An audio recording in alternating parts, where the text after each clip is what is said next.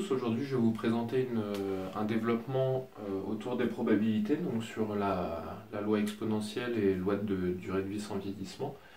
Donc l'exercice se compose de la façon suivante, on prend une variable aléatoire réelle qui suit une loi binomiale de paramètres lambda, il faut montrer que cette loi elle est sans vieillissement, donc elle vérifie cette égalité-là pour tout S et T dans R+. Et en deuxième question, eh bien, on va dans l'autre sens, on considère qu'on a une variable aléatoire réelle positive qui vérifie cette égalité-là. L'objectif, c'est de montrer qu'elle correspond à une loi exponentielle. Donc c'est un développement qu'on peut trouver dans le livre de Danzer. Il suffit de taper loi exponentielle, on a directement en exercice cet exercice-là qui est pas mal. Attention ici au fait que notre variable aléatoire réelle, elle doit être positive. Sinon, l'exercice n'est plus bon. Voilà, donc ça clôturera un petit peu tous les développements que je fais sur YouTube. Après, je vais passer mes oraux dans une semaine et du coup, j'arrête les vidéos. Je me concentre réellement sur mes toutes dernières révisions avant de passer. Et voilà, j'espère que cette petite chaîne sur toute l'année scolaire vous aura plu et je vous dis peut-être à une prochaine. Donc c'est parti pour ce développement. Donc 15 minutes. La première chose déjà, c'est qu'on va montrer du coup que donc, si grand X il suit une loi exponentielle de paramètres lambda, ça veut dire que sa fonction de répartition c'est égal à 1 moins exponentielle moins lambda x. Ça veut dire que quel que soit x appartenant à R+, la probabilité pour que grand X soit supérieur à petit x est égal à exponentielle moins lambda x. Donc, on va avoir la chose suivante, c'est que quel que soit S et T qui appartiennent à R+,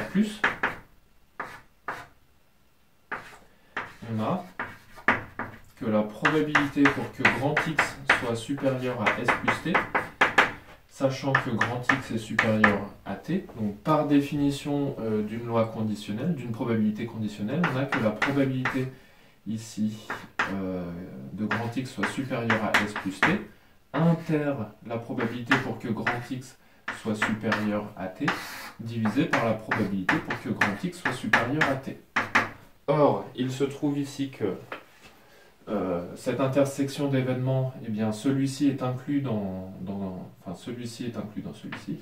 Donc du coup, je me restreins à la probabilité pour que grand X soit supérieur à S plus T, divisé par la probabilité pour que grand X soit supérieur à T, c'est-à-dire exponentielle moins lambda S plus T sur exponentielle moins lambda T. Et donc là, maintenant, je peux faire la différence de ces deux termes-là. J'obtiens exponentielle moins lambda S, c'est-à-dire la probabilité que grand X soit supérieur à S. D'accord? Puisque là, du coup, on a ceci. Hein. Voilà. Donc, du coup, ici, l'égalité est démontrée. Maintenant, on passe à la deuxième question. Donc, souhaiter une variable aléatoire réelle positive qui vérifie la propriété étoile, montrer que grand T suit une loi exponentielle. Donc, pour faire ça, on pose grand ft, la fonction de répartition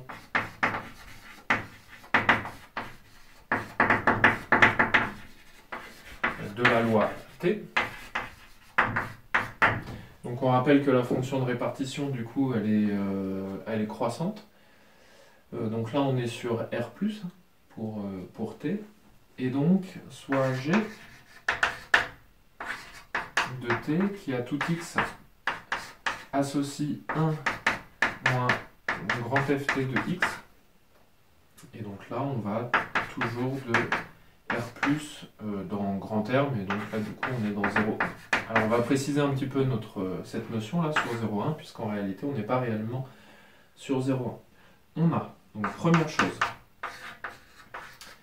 on a que quel que soit x appartenant à R+, gt de x est strictement positif. Alors pourquoi gt de x est strictement positif? Eh bien déjà ft de x est un nombre qui est compris entre 0 et 1. Donc quand on fait 1 moins un nombre compris entre 0 et 1, on obtient une valeur comprise entre 0 et 1. Mais pourquoi est-ce que je ne peux pas être égal à 0? Parce que, donc sinon, on a grand GT de x qui pourrait être égal à un 0 pour un x donné, pour un certain x appartenant à R+. Et donc dans ce cas-là, ça voudrait dire que la probabilité que grand T soit supérieur à x serait égale à 0. Mais si cette probabilité-là est égale à 0, eh bien ici, je perds la probabilité conditionnelle de x, sachant que x est supérieur à x. Et ça, en fait, c'est impossible, puisque en fait, on a notre propriété qui doit vérifier cette égalité-là sur R+. Et donc, si on est égal à 0, ça ne le vérifie pas en la valeur x, puisque ce n'est plus défini. Donc ça, c'est impossible. Voilà. Maintenant, deuxième chose. Quel que soit S et T qui appartiennent à R+, au carré, on a la chose suivante, c'est que grand GT de S, donc qui est la probabilité ici pour que grand X soit supérieur à S, c'est égal à la probabilité pour que grand X soit supérieur à S plus T, sachant que c'est pas un X ici, c'est un T, pardon, sachant que grand T est supérieur à petit t. C'est-à-dire la probabilité pour que grand T soit supérieur à S plus T sur la probabilité pour que grand T soit supérieur à T. Donc là, normalement, j'ai une intersection, mais comme précédemment, ici, je peux barrer le deuxième morceau pour les mêmes raisons. Et donc, ça, c'est égal à grand GT de S plus T sur grand GT de T. Et donc, du coup, là, on en déduit que grand GT de S plus T, c'est égal à grand GT de S fois grand GT de T. Voilà, donc maintenant que ça c'est dit, on va pouvoir dire la chose suivante. C'est que grand GT de 0, c'est égal à grand GT de 0 plus 0, c'est-à-dire d'après cette propriété-là, grand GT de 0 au carré. Ce qui implique que grand GT de 0, facteur de grand GT de 0 moins 1, est égal à 0, en mettant les deux éléments du même côté et en factorisant par gt de 0. Et gt de 0, on a dit que ça ne pouvait pas être égal à 0, donc du coup gt de 0 est égal à 1.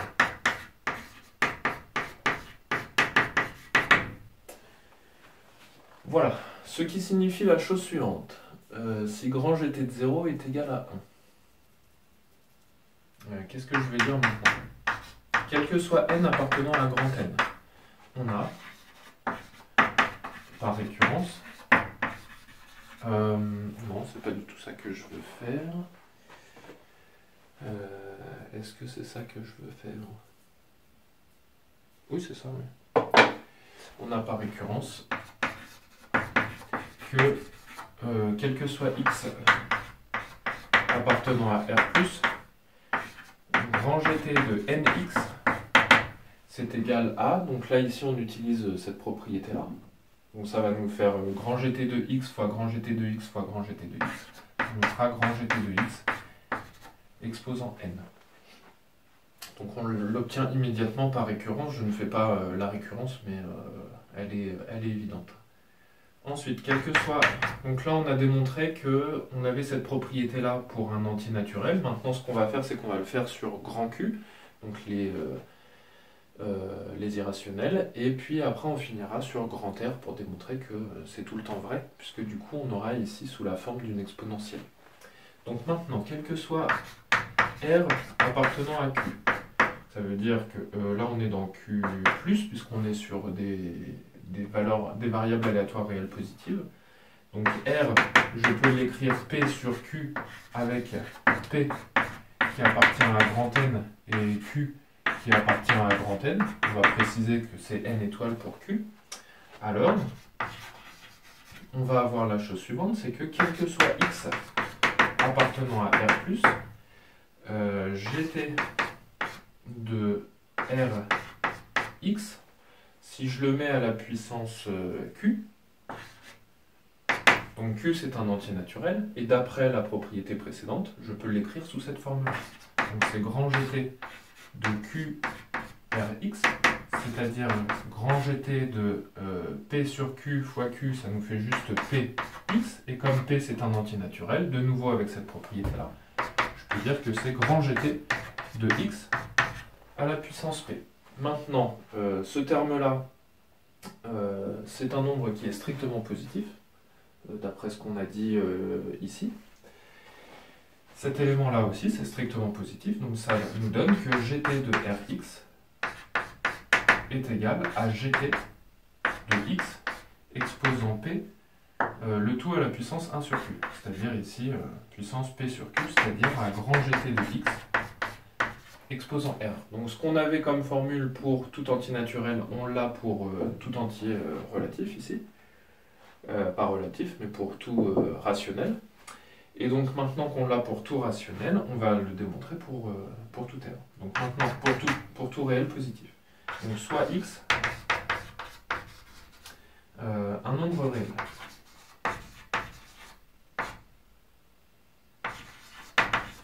Positif. Ce qu'on peut dire, c'est que il existe deux suites. On va noter dn et en.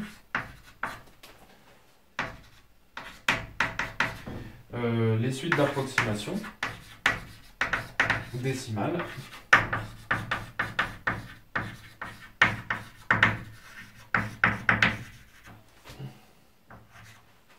donc les suites d'approximation décimale de x.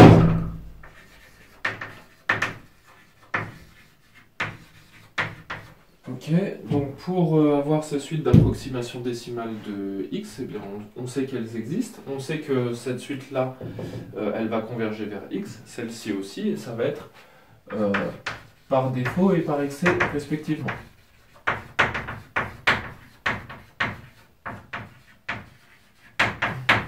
Alors, on sait que quel que soit n appartenant à grand N, dn va être une suite croissante qui va converger vers x, donc dn sera inférieur ou égal à x, qui lui-même sera inférieur ou égal à en. Comme f de t est une fonction qui est croissante, ça signifie que grand gt est une fonction qui est décroissante, et donc on a que quel que soit n appartenant à grand N, grand gt de en sera inférieur ou égal à grand gt de x, lui-même inférieur ou égal à grand gt de dn. Ok, et donc là en fait j'ai oublié de faire quelque chose pour pouvoir poursuivre. Or, comme on a cette égalité là, donc là je vais l'encadrer ici, comme on a ça, ça signifie que quel que soit x, quel que soit r appartenant à q+, on a que gt de r c'est égal à gt de 1 exposant r, ce qui implique que du coup gt de r ça s'exprime sous la forme exponentielle r ln de gt de 1.